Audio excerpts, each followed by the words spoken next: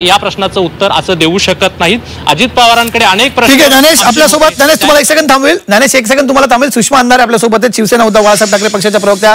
सुषमाजी, तुम्ही बघितलं अजित पवार म्हणाले की व्यवहार रद्द झालाय. पुण्यातही असंच झालं होतं. आणखी एका केसमध्ये जमिनीचा व्यवहार रद्द झाला. याचा अर्थ झालेला जो गैरप्रकार आहे तो लपत नाही किंवा लपवला जाऊ शकत नाही. तुमची पहिली प्रतिक्रिया संपूर्ण आजच्या घडामोडींवरती?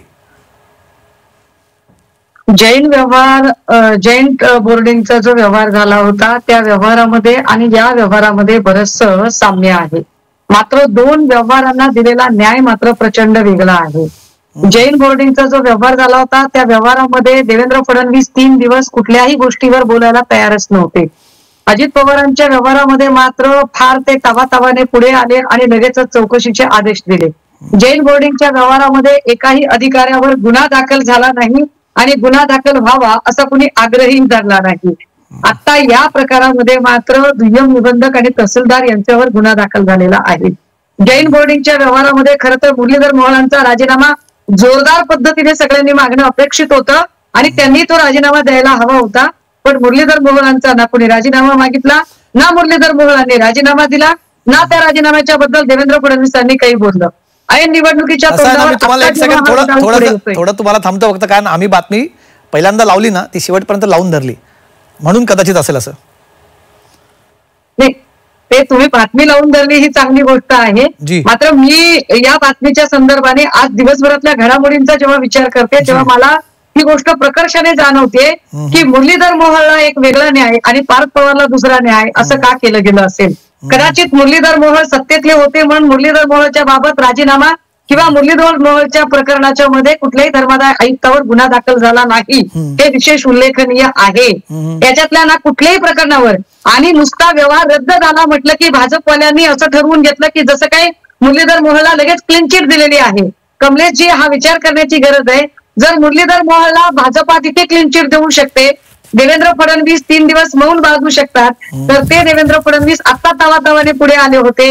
यामध्ये खरंच त्यांना फक्त जमीन व्यवहाराच्या बद्दल चर्चा करायची होती की ऐन निवडणुकीच्या काळात अजित पवार आमच्या टाचेखाली कसे आहेत किंवा या सगळ्या प्रकरणामध्ये त्यांचं राजकारण जे काय असेल त्यासो त्या राजकारणाच्या आड फक्त आमचं इन्व्हेस्टिगेशन कुठे लपता कामा नये. आमची म्हणजे अशी विनंती राहील, तुम्ही एक राजकीय पक्षाच्या प्रतिनिधी आहात, तुम्हाला राजकीय भाष्य करणं क्रमप्राप्त तिथे आहे, पण त्याच्या मागे एक इन्व्हेस्टिगेशन आमचं त्या संपूर्ण टीमची मेहनत तिथे लपता कामा नये असं आमचं म्हणणं. जे आम्ही आणलेले मुद्दे समोर होते आम्ही ते लावून धरले होते आणि कुठलाही मुद्दा खोडून दाखवा असं मी आजही सांगतो. आम्ही एकूण एक मुद्दा तिथे मांडला होता, त्यामुळे त्यांच्यावरती कारवाई. कारण मुख्यमंत्र्यांचं विधान हे समोर आलं होतं की समोर आलेले मुद्दे गंभीर आहेत आणि ते कदाचित आम्ही आमच्या टीमचं यश म्हणतो की आम्ही आणलेले मुद्दे हे कुठेही खोडून आणण्यासारखे होते म्हणून कदाचित कारवाई करावी लागत असेल. नाही, तुमचं इन्व्हेस्टिगेशनचं कौतुक आहे, तुम्ही मांडलेल्या माहितीचं सुद्धा कौतुक आहे. फक्त आम्ही म्हणजे मी आज दिवसभर जेव्हा कंपॅरिझन करते तेव्हा माझ्या निश्चितपणे जे काही गोष्ट लक्षात येते त्याच्यामध्ये मुरलीधर मोहोळांचं प्रकरण जे काही होतं ते प्रकरण झाकण्यासाठी तर देवेंद्र फडणवीसांनी तावातावाने आणि अतिशय घाईघाईने पुढे येऊन चौकशीचे आदेश दिले नाही ना, अशी शंकेची पाल चुकचुकायला नक्की जागा आहे. आणि हो, याही प्रकरणात गुन्हे दाखल व्हावेत, पण या प्रकरणात गुन्हे दाखल होत असतानाच अगदी मुरलीधर मोहोळांच्या प्रकरणात सुद्धा गुन्हे दाखल व्हावेत. आणि अजितदादांच्या राजीनाम्याची तर मागणी मी तर केलेलीच आहे. ठीक आहे सुषमाजी, आपले खूप खूप आभार. आपण या संपूर्ण प्रकरणावरती आणि आजच्या घडामोडीवरती आपण प्रतिक्रिया दिली. मला पुण्याला जायचंय. पुण्यात आपले प्रतिनिधी चंद्रकांत फुंदे आहेत. चंद्रकांत फुंदे, पुण्यातनं चंद्रकांत, काय रिॲक्शन्स येतात पुण्यातनं? तुम्हाला परवा जी सगळी मंडळी भेटली त्यांच्याकडनं काय प्रतिक्रिया येते का? आणि आता साधारणपणे हा व्यवहार रद्द झाल्यानंतर पुढची प्रक्रिया काय असणार आहे? सगळ्यात पहिले प्रतिक्रिया काय येतात चंद्रकांत? सगळ्यात पहिले सर्वजण आपल्या G24चं जाहीर अभिनंदन करतायत. म्हणजे मला किमान 30-35 मिस कॉल पडलेत सर अभिनंदनाचे. म्हणजे याच्यावरून लोकांचा रिस्पॉन्स किती आहे सहज समजू शकतो. म्हणजे आपण जी टीम सगळी लावली होती सगळं तुमच्या नेतृत्वाखाली, म्हणजे इन्व्हेस्टिगेशन जे फुलप्रूफ कसं असतं हे आपण उभ्या महाराष्ट्राला दाखवून दिलं. म्हणजे कुठेही अजितदादांचा तर बंगल्याचा पत्ता शोधताना आपण काय काय केलंय हे आपण खरं तर ऑन एअर सांगणं अपेक्षित नाही, सांगणारही नाही. पण हे सगळे फुलप्रूफ गोष्टी करताना, जागेचा शोध घेताना काय काय मेहनत घेतली हे खरंच आपले अपार कष्ट होते सगळ्या गोष्टींसाठी. तुमचं स्वतःचं सगळं महिनाभर हे प्रचंड, आणि त्याचा आज आपल्याला मी तर म्हणेन शेवट नाही. ही एक आता नवीन पद्धत सुरू झाली सर पुण्यात. जैन बोर्डिंग मध्ये सगळे एक्सपोज झाले, व्यवहार रद्द करून हातवर केले. या प्रकारे दादा तोच प्रयत्न करतात, पण त्यांनी होणार नाही. तुमची चोरी पकडली म्हणून तुम्ही बॅग टाकून पळून जाता काय? तुमच्यावर गुन्हे दाखल झाले, तुमच्या मुलाला तुम्ही वाचवायचा प्रयत्न करताय. आणि हेच नाही, आज आणखीन एक गुन्हा दाखल झालाय ऍग्रिकल्चरची लँड, तर ताबा मारलाय तिथं यांच्याच कंपनीनं. हेच आणि हेच ही जी ज्या गोष्टी चंद्रकांत, आपण ज्या गोष्टी आपल्याकडे आहेत, ज्या गोष्टींचे पुरावे त्याबद्दल बोलूया. आपण आपल्या स्टोरीबद्दल इथे बोलूया, ज्याचे आपण पुराव्यासहित बोलू शकतो. अशाच गोष्टीबद्दल बोलायला बरं राहील. चंद्रकांत, तुम्ही राहा आमच्यासोबत, येतो तुमच्याकडे परत. मनश्री, आता पुढे काय मंत्रालयातून साधारणपणे काय माहिती येते समोर? काय पुढे होणार आहे? चौकशी समितीने आपलं काम सुरू केलं, विकास खरगे, आणि आज त्याच्यात इतरही सदस्यांचं गठन झालेलं आहे. काय त्यांचा पुढचा प्लॅन असणार आहे? कशा प्रकारे, कुठल्या अँगल्सवरती, कुठले टर्म्स ऑफ रेफरन्सेस असणार आहे चौकशीचे?